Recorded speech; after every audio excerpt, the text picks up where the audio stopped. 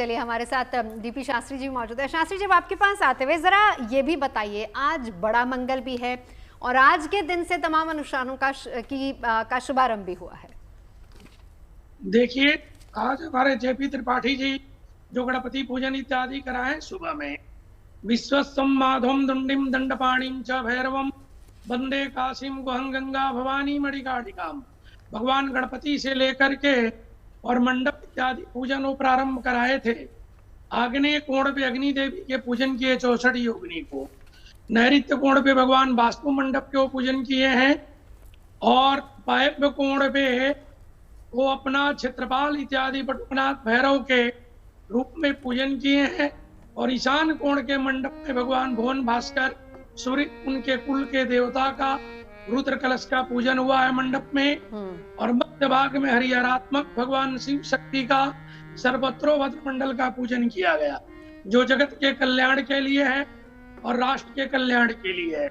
सबसे बड़ी यहाँ चीज अयोध्या की एक चीज आप बता दें कि भगवान राम का, भरत का, लक्ष्मण का, शत्रुघ्न का चारों स्वरूप की जो आप प्रतिमा का पूजन चल रहा है और साथ में दास रूप में हनुमान जी का पूजन चल रहा है। भगवान विष्णु नारायण खुद ही 4 रूप में प्रकट हुए थे। भगवान विष्णु का ही सब विग्रह है, बल्कि अलग अलग कर्म के लिए, अलग अलग संसार के काम करने के लिए, कोई ज्ञान कारक है, कोई भक्ति कारक है, कोई वैराग कारक है, कोई भरात प्रेम के भैया का प्रेम दर्शाता है, कोई त्याग के लिए दर्शाता है, किसी के सेवा भाव मिला है। ये अयोध्या है। चारों भाई की प्रतिमा और साथ में हनुमान जी की प्रतिमा प्राण प्रतिष्ठा महोत्सव में राजा राम का संदेश पूरे भारत का, पूरे विश्व में एक शांति का संदेश दे रहा है। बिल्कुल। अब हम सब लोग बड़भागी हैं कि हम सब ये देख रहे हैं और 3 दिवस देखते रहेंगे।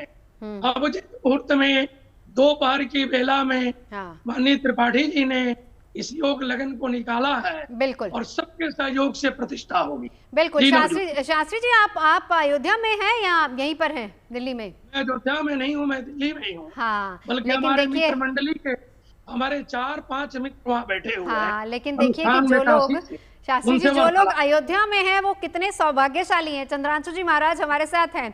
देखिए, यहाँ पर भजन के जरिए तो हम सुन ही रहे हैं राज जी से भजन, साथ ही साथ कथाएं भी, लेकिन आपके श्रीमुख से, क्योंकि आप वहां पर मौजूद हैं, सुनाइए एक कथा उसी दौर की। नवज्योति जी, एक कोटि कल्प काशी बसे, मथुरा कल्प हजार, एक निमिष सरयू बसे, तुले न तुलसीदास। कोई करोड़ों वर्ष तक मथुरा में वास कर ले, हजारों वर्ष तक काशी में वास कर ले, एक निमिष मतलब पलक गिरने उठने में जितना समय लगता है, उतनी देर तक अयोध्या जी में वास कर ले, तो उसकी क्षमता नहीं कर सकता कोई भी। क्या बात है। और अगर अयोध्या की बात करें तो सप्त मोक्षदायिनी पुरियां हैं, उसमें अयोध्या, मथुरा, माया, काशी, कांची, अवंतिका, पुरी द्वारावती गया, सप्तहता मोक्षदायिका, प्रथम पुरी के रूप में अयोध्या जी मानी जाती हैं। हमारे यहाँ जो विश्व की प्रथम राजधानी मानवों की है, वह भी कहीं न कहीं अयोध्या है। अयोध्या की तुलना कहीं पर नहीं हो सकती। यहीं से मनु महाराज जी, राम जी के जो पूर्वज हैं, उन्होंने पूरे विश्व भर में मानव की कहीं न कहीं स्थापना, मानव समाज को क्या करना है क्या नहीं करना है उसका शुभ संकेत देने का काम किया था।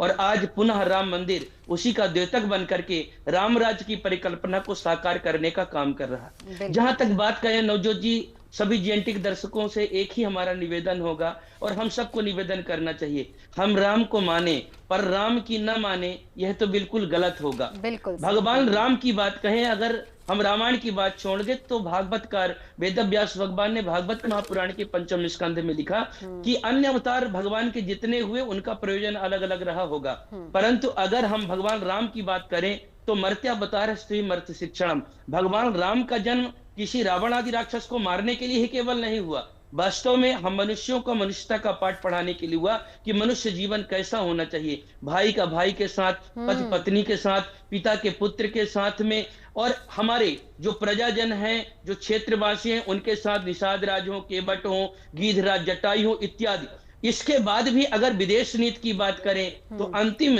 शांति दूत के रूप में जब अंगद जी जाते हैं, उस समय हम सबको स्मरण रखना चाहिए। भगवान राम ने कहा कि हम हिंसा करना नहीं चाहते, किसी का वध नहीं करना चाहते। काज हमारे तास हित होई, रिपसन करे बत कही सोई। रावण आज भी सीता को मुझको दे देता है और अपनी गलती की माफी मांग लेता है। हाँ। हम निर्दोष जितने भी प्रजाजन हैं, उनका खून हम नहीं बहाना चाहते।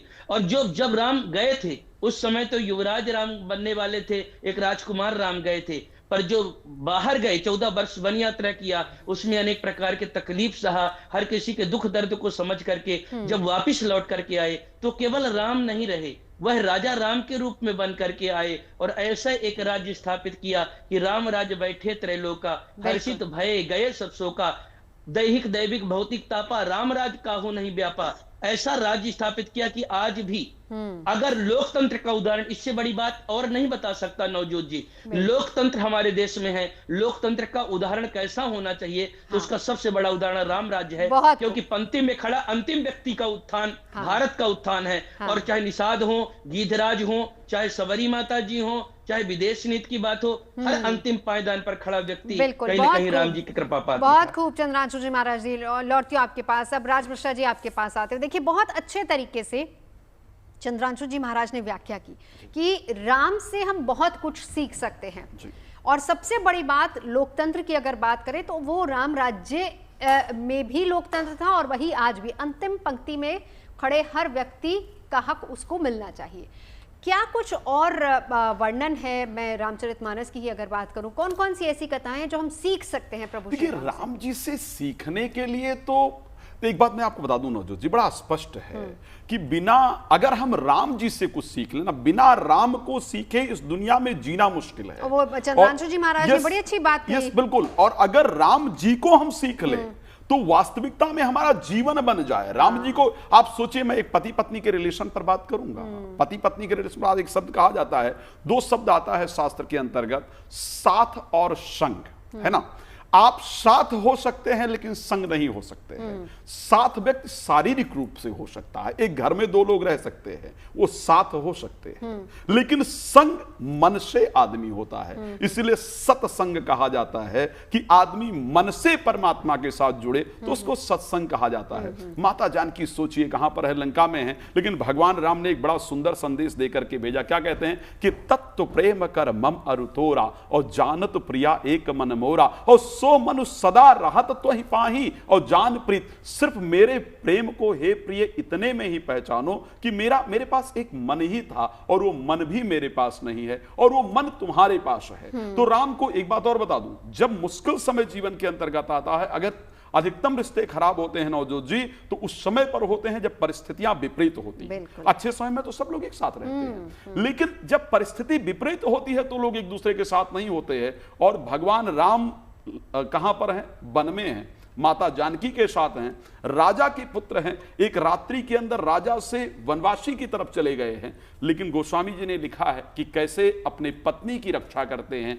जगवहि प्रभु श्री लखन ही कैसे और पलक विलोचन गोलक जैसे। जिस प्रकार आंखें जो हमारी है ना, हमारे गोल जो हमारी पुतलियां हैं, आंखों की रक्षा करती है, वैसे भगवान राम रक्षा करते हैं। लेकिन मैं यहां पर इस विषय पे ना जाकर के, मुझे लगता है, मैंने कल भी कार्यक्रम में बैठा था तो मैंने कहा बिना जनकपुर जाए ना राम जी का मजा नहीं, अयोध्या का मजा नहीं है। कितने अच्छे तरीके से वो बता रहे थे कि आप एक दिन पलक झपकने के समान है, आप अगर इतनी देर भी अयोध्या में रह जाते हैं तो आप बहुत बड़ा पुण्य कमाते हैं। सत्य है। और अयोध्या वाक्य में भगवान ने बसाई है, ऐसा कहा जाता है कि धरती पर है नहीं। खैर वो लंबा विषय है और उस पर बाद में आऊंगा। लेकिन मैंने कहा कि बिना मिथिला जाए हुए ना, बिना जनकपुर जाए हुए भगवान राम की सुंदर छवि को निहारा नहीं जा सकता है, अवध का आनंद नहीं लिया जा सकता है। सब गांव में जिनकी शादियां हुई हैं, सब लोग जानते होंगे, जो जीएनटी आज देख रहे हैं, कि गांव में जब विवाह होता था ना तो गाली गाया जाता था और बड़ा सुंदर रहता था, बड़ा विनोद भाव होता था। वहां की जो माताएं बहनें हैं सुंदर गाली गाती थी, तो वही अवध की बड़ी, जनकपुर की बड़ी सुंदर गाली है।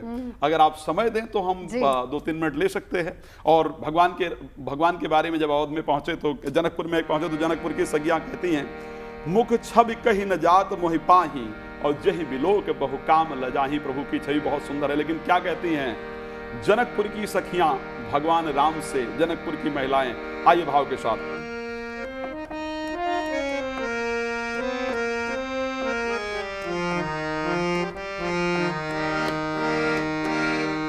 राम जी से पूछे, राम जी से पूछे जनकपुर के नारी, बतावा बबुआ लोगवा देता काहे गारी, बतावा बबुआ लोगवा देता काहे गारी, बता द बबुआ। हाँ राम जी से पूछे, हाँ राम जी से पूछे, हाँ राम जी से पूछे जनकपुर के नारी, बता दे बबुआ लोगवा देता काहे गारी, बता दे बबुआ लोगवा देत काहे गारी, बता द बबुआ। हम तुझसे पूछेला ए धनुर्धारी, हम तुझसे पूछेला ए धनुधारी, हम तुझसे पूछेला ए धनुर्धारी, हम तुझसे पूछेला ए धनुधारी। एक भाई गौर कहे, एक भाई गौर कहे, एक भाई गौर कहे, एक काहे कारी, बतावा बबुआ लोगवा देता काहे गारी, बतावा बबुआ लोगवा देत काहे गारी, बता द बबुआ। अगली लाइन में नवजोत जी, मिथिला की जो सखियां हैं वो कहते हैं राजा दशरथ ने बड़ी चालाकी की है, नहीं तो एक ही पुरुष की 3-3 पत्नियां कैसे हो सकती हैं? अच्छा, राजा दशरथ ने बड़ी चालाकी, क्या शब्द कहती हैं? राजा दशरथ जी कैले होशियारी, राजा दशरथ जी कैलन होशियारी, राजा दशरथ जी कैलन होशियारी, राजा दशरथ जी कैलन होशियारी। एक ही मर्दवा के, एक ही मर्दवा के 3-3 नारी, बतावा बबुआ लोगवा देता काहे गारी, बतावा बबुआ लोगवा देत काहे गारी, बता द बबुआ। राम जी से पूछे, हाँ राम जी से हाँ राम जी से पूछे जनकपुर के नारी, बतावा बबुआ लोगवा देता काहे गारी, बतावा बबुआ। क्या बात है, क्या बात है।